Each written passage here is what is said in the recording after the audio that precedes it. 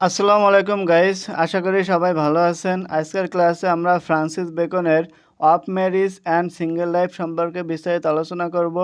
আর আপনি যদি আমাদের চ্যানেলে নতুন ভিজিট করে থাকেন তাহলে অবশ্যই আমাদের চ্যানেলটি সাবস্ক্রাইব করে আমাদের সঙ্গে থাকুন। তাহলে চলুন শুরু করি। ফ্রান্সিস বেকন প্রথম লাইনে যেটা বলছেন সেটা হলো যে he that hath wife and children hath given hostages to fortune. Hostages মানে হচ্ছে জিম্মি, ফরচুন মানে হচ্ছে ভাগ্য। অর্থাৎ যে ব্যক্তি যার স্ত্রী সন্তান আছে সে ভাগ্যের কাছে জিম্মি। For they are impediment to great enterprises either of virtue and মিসচিপ।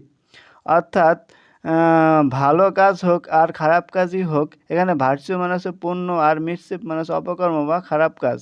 তাই বলছে যে ভালো কাজ হোক আর খারাপ কাজই হোক, সব কাজের বাধা হলো স্ত্রী সন্তান বা ইম্পিডিমেন্টস অর্থাৎ প্রতিবন্ধক। আচ্ছা, এই লাইনটা যদি আমরা সামারি আকারে বলি সেক্ষেত্রে একজন মানুষ যার সন্তান ও স্ত্রী আছে সে ভাগ্যের কাছে জিম্মি এবং তার সব ধরনের কাজ, সেটা ভালো হোক আর খারাপ কাজ হোক, সবগুলো কাজের বাধা সৃষ্টি করে স্ত্রী এবং সন্তানেরা।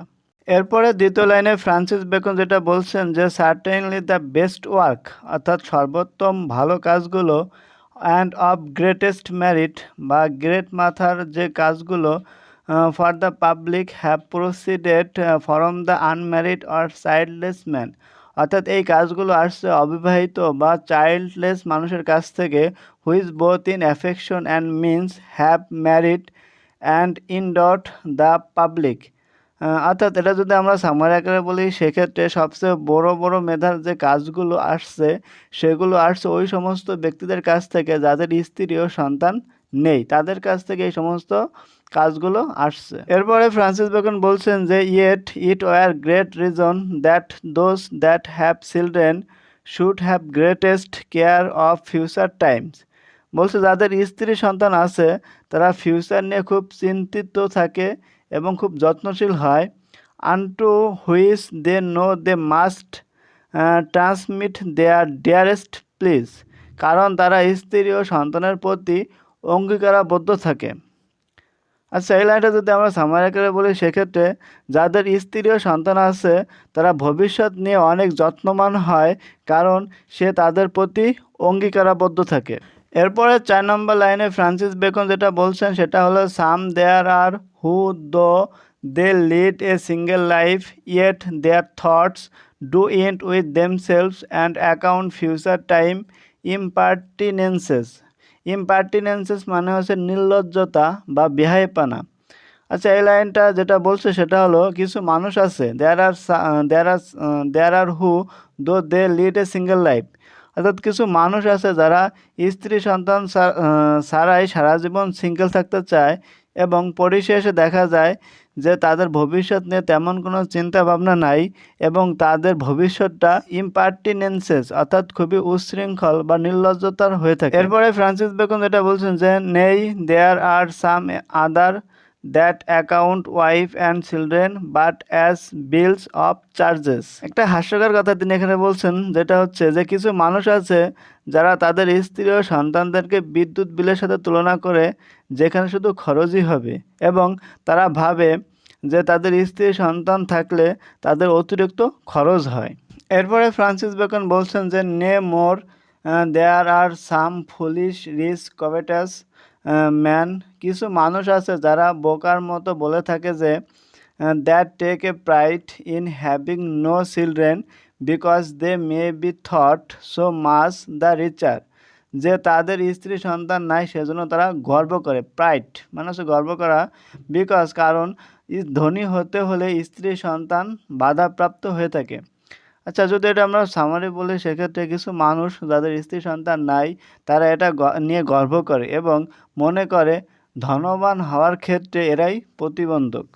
তারপরে for perhaps they have had some talk such an one is a great rich man and another except to it yea but he hath a great charge of children as if it were an abatement to his riches. Perhaps সম্ভবত they have had some talk অর্থাৎ তারা কিছু বিষয় কিছু কথা তারা শুনে থাকে যে such an one is a great rich man, যেমন great rich man and another accept to it, but he hath a great charge of children, অর্থাৎ তারা সন্তানদের প্রতি একটা চার্জ করে, অভিযোগ তোলে, as if it were an abatement to his riches, অর্থাৎ তারা মনে করে যে যাদের স্ত্রী ও সন্তান আছে, abatement to his riches, অর্থাৎ তাদের ধন সম্পত্তি কমতে থাকে। অর্থাৎ এখানে যেটা বলছে যে তারা মনে করে যে যাদের স্ত্রী এবং সন্তান আছে তাদের ধন সম্পদ দিন দিন কমতে থাকে। But the most ordinary causes of a single life, এরপরে ফ্রান্সিস বেকন যেটা বলছেন যে but the most ordinary cause of a single life, সাধারণত সিঙ্গেল থাকার অন্যতম যে কারণটা হলো সেটা হলো ইজ এ লিবার্টি, স্বাধীনতা। মূলত সিঙ্গেল থাকার অন্যতম কারণ হচ্ছে স্বাধীনতা, especially in certain self pleasing and humorous mind which are so sensible of every restraint as they will go near to think they are girdles and garters to be a bonds and shackles. অর্থাৎ এই লাইনটার summary যেটা সেটা হলো যে single থাকার অন্যতম কারণ হলো লিবার্টি, স্বাধীনতা। এই জাতীয় মানুষরা অর্থাৎ এই জাতীয় যে মানুষগুলো আছে তারা খুব সেলফ প্লিজিং এবং হিউমারাস মাইন্ডের হয়ে থাকে এবং এরা এত সেন্সিবল হয়ে থাকে যে গলার টাই বাঁধা বা শার্টের বোতাম আটকানো বা জুতার ফিতা বাঁধাটাকেও শিকলের সাথে তারা তুলনা করে। এই ধরনের বাঁধনও তারা গ্রহণ করতে চায় না। অর্থাৎ যারা লিবার্টি চায় বা স্বাধীনতা চায় তারা এই জিনিসগুলোকেও শিকলের মতো মনে করে থাকে।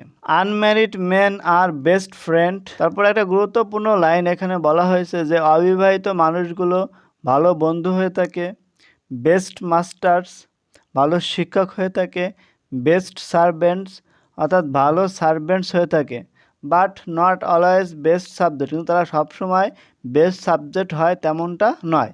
For they are light to run away and almost all fugitives are of that condition, অর্থাৎ তারা সুযোগ পেলেই ফিউজিটিভস মানে হচ্ছে পলায়ন করা, অর্থাৎ তারা পালিয়ে যেতে চায়। অর্থাৎ এই লাইনটা যদি আমরা সামারি আকারে বলি সেক্ষেত্রে অবিবাহিত মানুষগুলো ভালো বন্ধু হয়ে থাকে, ভালো শিক্ষক হয়ে থাকে, ভালো সার্ভেন্ট হয়ে থাকে, কিন্তু তারা সবসময় বেস্ট সাবজেক্ট হবে তেমনটা নয়। কারণ হচ্ছে এরা সুযোগ পেলেই পালিয়ে যেতে পারে। এরপরে ফ্রান্সিস বেকন বলছেন যে single life doth well with churchman for charity will hardly water the ground where it must first fill a pool, অর্থাৎ এখানে ফ্রান্সিস বেকন যেটা বলছেন যে a single life doth well with churchman for charity will hardly water the ground where it must first fill a pool, অর্থাৎ যদি তুমি single থাকো তাহলে তুমি বেশি সেবা দিতে পারবা, চার্চম্যান হয়ে তুমি বেশি সেবা দিতে পারবা। কারণ হচ্ছে যদি তুমি বিবাহিত থাকো তাহলে তুমি ঠিকমতো সেবা দিতে পারবা না, তুমি ঠিক ওই রকম সেবা দিবা যেরকমটা হচ্ছে যে একটা গ্রাউন্ডে তুমি কিঞ্চিত পরিমাণ পানি দিচ্ছ, বা হার্ডলি ওয়াটার দ্য গ্রাউন্ড, অর্থাৎ বেশি সেবা করতে পারবা না, যেমনটা বাগানে পানি দেওয়ার মতো। অর্থাৎ বাগানে যেমন আমরা হালকা পানি দিই, ঠিক তুমি যদি বিবাহিত হও তাহলে তুমি সেই হালকা সেবা দিতে পারবা, তুমি পরিপূর্ণ সেবা দিতে পারবা না। সেজন্য বলছি যে যদি তুমি চার্চম্যান হও তাহলে তুমি সিঙ্গেল থাকো। অর্থাৎ এটা যদি আমরা সামারি আকারে বলি সেক্ষেত্রে একজন সিঙ্গেল ব্যক্তি যদি চার্চম্যান হয় তাহলে ভালো কাজে দেয়, কারণ বিবাহিত হলে চ্যারিটি এর কাজগুলো সে করতে পারে না বা সে করতে পারতো না। এরপরে 11 নম্বর লাইনে ফ্রান্সিস বেকন বলছেন যে ইট ইজ ইনডিফারেন্ট, এটা পুরোই আলাদা, ফর জাজেস অ্যান্ড ম্যাজিস্ট্রেটস, অর্থাৎ জাজেস এবং ম্যাজিস্ট্রেটদের জন্য এটা খুবই আলাদা বা ভিন্ন রকমের, for if they be facile, যদি তারা খারাপ অ্যান্ড কারাপ্ট বা দুর্নীতিপরায়ণ হয়, you shall have a servant 5 times worse than a wife, অর্থাৎ বলছে যে জাজ এবং ম্যাজিস্ট্রেটস এদের ক্ষেত্রে যদি তারা দুর্নীতিপরায়ণ হয় বা তারা যদি খারাপ কাজে লিপ্ত থাকে তাহলে স্ত্রী না থাকার কারণে বলছে 5 টাইমস, অর্থাৎ তারা আরও 5 গুণ বেশি খারাপ হতো। এরপরে ফ্রান্সিস বেকন বলছেন যে for soldiers I find the generals commonly in their হার্টে tips put men in mind of their wives and children, and I think that despising of marriage amongst the Turks make the vulgar soldier more base.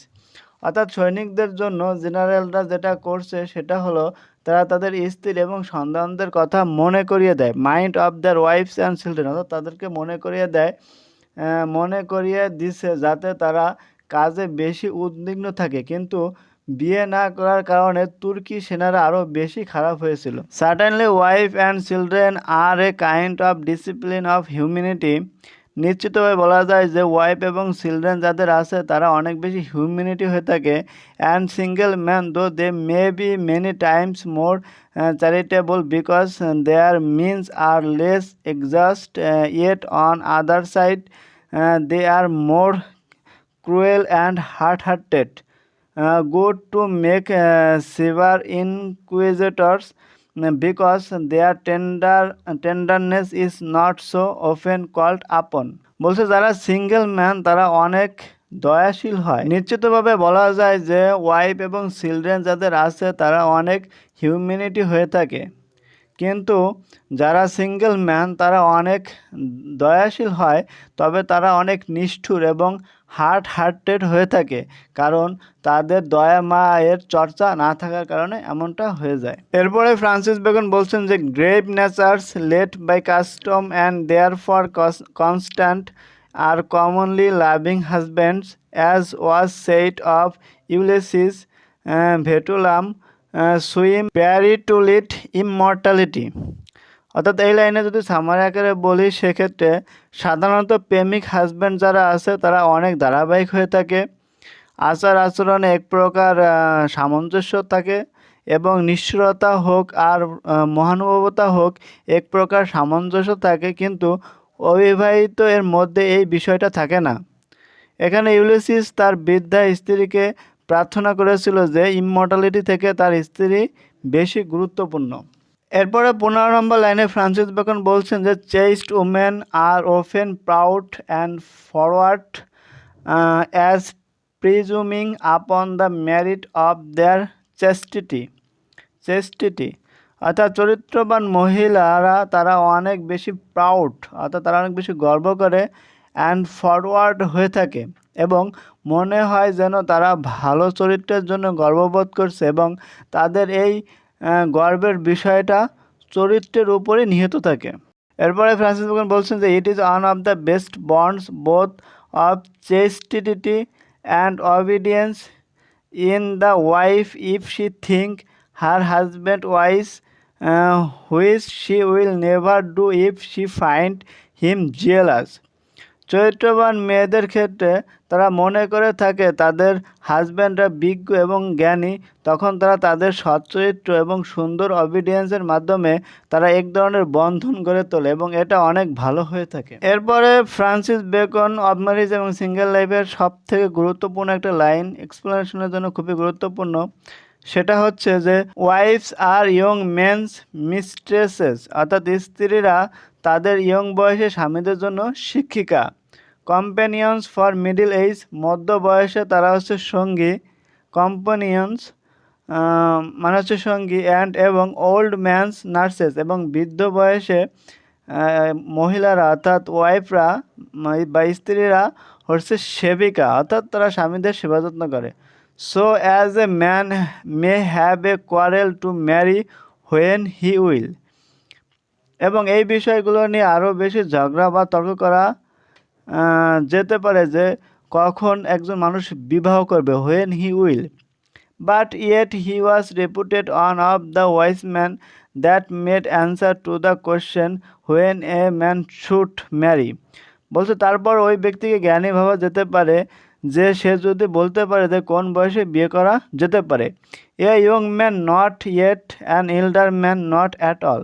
বলছে ওই বয়সটা ঠিক সেই বয়স যে বয়সটা যা একদম ইয়ংও না একদম ইল্ডারও না, অর্থাৎ একটা পারফেক্ট বয়সের কথা বলা হয়েছে। It is often scene that bad husbands have very good wife's, whether it be that it raised the price of their husband's kindness when it comes, or that the wives take a pride in their patience. অর্থাৎ এখানে বলছে যে প্রায় দেখা যায় যে bad হাজব্যান্ডরা তারা কি পায়, have a very good wives, অর্থাৎ তারা ভালো স্ত্রী পায় বা ওয়াইফ পায়। Whether it be that it raise the price of their husbands kindness when it comes, এবং বলছে এটা হওয়ার কারণ হচ্ছে ওই সমস্ত স্বামীদের কাইন্ডনেসটা বেড়ে যায় এবং স্ত্রীরা তাদের ধৈর্যের ব্যাপারে খুব গর্ববোধ করে থাকে। এবং সর্বশেষ লাইনে ফ্রান্সিস বেকন যেটা বলছেন যে but this never fails if the bad husbands were of their own choosing against their friends consent for then they will be sure to make good their own folly. এটা কখনোই ব্যর্থ হয় না যে ওই ব্যাড হাজব্যান্ডরা যদি নিজের ইচ্ছায় বিয়ে করে থাকে, যেখানে তাদের পরিবার ও বন্ধুদের মতামতের বিরুদ্ধে যে, এবং পরিবার এবং বন্ধুরা সব সময় ব্যতিব্যস্ত থাকে যে তাদের সিদ্ধান্তই ঠিক ছিল, অর্থাৎ যারা নিজের ইচ্ছায় বিয়ে করছে তাদের সিদ্ধান্ত ঠিক ছিল না। আশা করি আজকের ক্লাসটি ভালো করে বুঝতে পেরেছেন, এবং কেমন হয়েছে তা অবশ্যই কমেন্ট বক্সে জানাবেন। নতুন নতুন ভিডিও পেতে আমাদের চ্যানেলটি সাবস্ক্রাইব করে রাখবেন। সো ততক্ষণে ভালো থাকেন, দেখা হবে পরবর্তী কোনো ক্লাসে। সো টিল দেন, আল্লাহ হাফেজ।